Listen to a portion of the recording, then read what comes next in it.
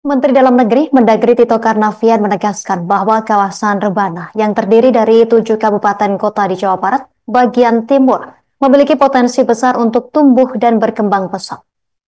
Keyakinan ini didasari oleh kekayaan sumber daya alam SDA serta melimpahnya sumber daya manusia usia produktif yang mencapai hampir 68%.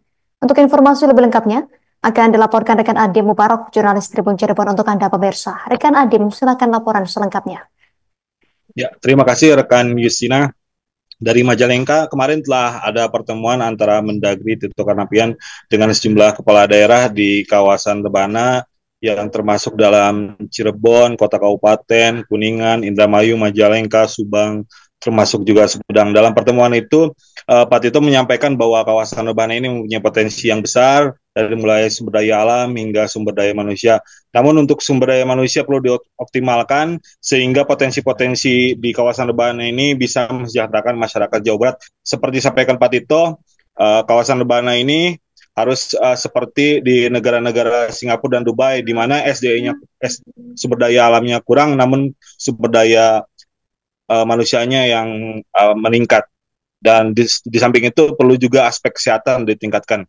Selain daripada itu, Gubernur Jawa Barat Deddy Mulyadi turut hadir dalam pertemuan itu. Dalam pertemuan itu, Pak Deddy menyampaikan sejumlah investasi yang masuk di kawasan di Jawa Barat, termasuk di kawasan Rebana.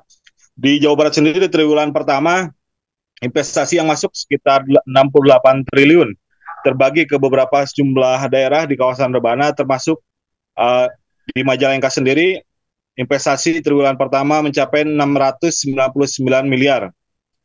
Di yang tertinggi ada di Bekasi, ada 21,4 triliun, di Karawang 15,3 triliun, di Subang 2,3 triliun, Purwakarta 4,7 triliun, Kabupaten Cirebon 878,3 miliar, Indramayu 362,3 miliar, Bekasi 3,5 triliun, Kota Cirebon 252,4 miliar, dan Kuningan 670,5 miliar. Jadi Mulyadi menyampaikan bahwa investasi di Majalengka dan kawasan lainnya di kawasan Rebana belum merata dan diharapkan dengan adanya konektivitas antar wilayah dan infrastruktur yang memadai nantinya ditingkatkan, investasi meningkat, dan masyarakat juga turut sejahtera. Selain itu, Pak Deddy Mulyadi juga menyampaikan adanya wacana pembuatan asrama haji di Majalengka selain yang ada sekarang di Indramayu.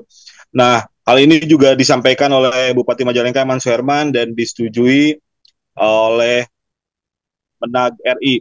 Dalam wacana pembangunan asrama haji di Majalengka ini, rencananya anggarannya akan disiapkan oleh Pemprov Jabar dan lahannya sekitar 20 hektar disiapkan oleh Pemkab Majalengka. Untuk embarkasi dan asrama haji ini tentunya ada penolakan dari Wakil Ketua DPRD Jawa Barat fraksi PDIP. Menurut Pak Ono, pembuatan embarkasi atau asrama haji ini tidak diperlukan, hanya perlu peningkatan saja di Indramayu. Demikian rekan Yustina disampaikan dari Majalengka dari pertemuan kemarin Mendagri dan para kepala daerah. Terima kasih rekan Adim Mubarok, jurnalis Tribun Cirebon. Selamat bertugas kembali. Pemirsa, berikut keterangan dari Gubernur Jawa Barat selengkapnya untuk Anda. Yang sangat tinggi dan jujur aja ini beban hutang pengelola sendiri kan terhadap salah satu bank yang ada di Jawa Tengah. Bahkan itu mitra kerjanya ini Bank Jasa.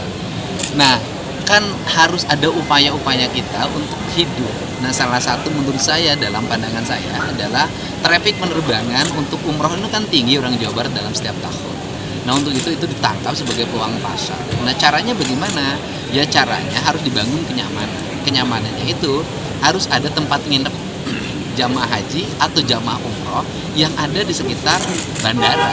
Maka saya lebih berfokus sudahlah Pemprov tambah investasi membangun embarkasi haji dan umroh di kawasan Kertajati. Ini cara sekaligus juga mendorong pasar haji dan umroh di sini, berbagai ornamen dan kebutuhan serta souvenir. Download Tribun X sekarang, menghadirkan lokal menjadi Indonesia.